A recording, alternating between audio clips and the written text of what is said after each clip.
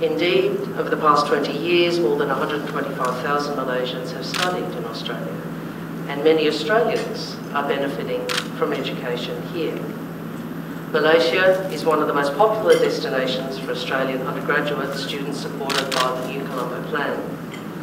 And since Malaysia joined the New Colombo Plan in 2015, around 2,000 Australians have been supported to undertake study and internships in Malaysia. Our nation's shared history of cooperation has endured through seismic events, including World War II, the Malayan emergency, the Asian financial crisis, the global financial crisis, and of course COVID.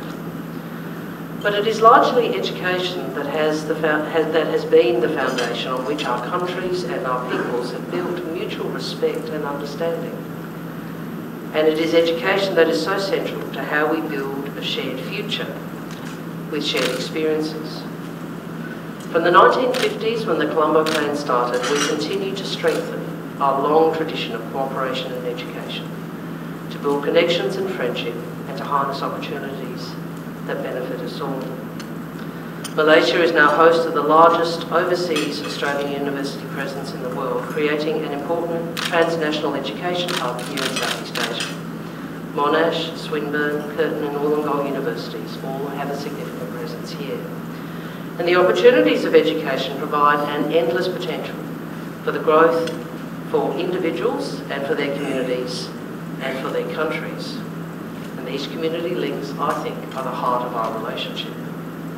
Because although we are tied together by geography and by history, the human ties of family, business, education and tourism are stronger. And Australia wants to strengthen these ties further. We want to give more momentum to our partnership with Malaysia. Last year, our countries signed a comprehensive strategic partnership setting out 3 broad areas of cooperation: economic prosperity, society and technology, and defence and regional security. This is a strong basis for deeper cooperation, but we can do more. We want to work with you on the challenges we both face, including food security and health and pandemic recovery. Our country's pharmaceutical regulation agencies are working together on COVID vaccine regulation, and Australia's been funding efforts to get vaccines to hard-to-reach populations in Malaysia. Our two-way trade in agriculture, fisheries and forestry is valued at over 6 billion ringgit and has enormous potential for growth. We supply more than 10% of your dairy, more than a quarter of your meat imports and 80% of Malaysia's, quarter of your meat imports and 80% of your wheat imports.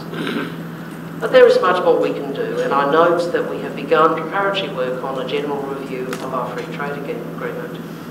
We want to modernise that so we can take up more opportunities, for example in the digital economy, and also work together as we both face challenges like cyber security. Australia's trade agency, Austrade, is working with the Malaysian Digital Economy Corporation to promote research, collaboration, capacity building and technology exchange. And under our comprehensive strategic partnership, we are also expanding cooperation on cyber security to counter new threats, as well as to unleash new opportunities.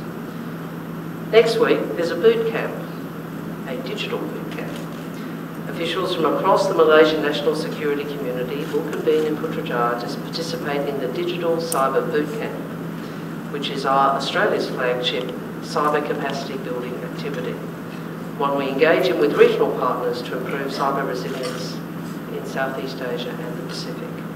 It is our first boot camp in Malaysia, and will help build Malaysia's capacity across the full breadth of cyber affairs, covering topics such as critical infrastructure, global cyber governance and the application of international law to cyberspace.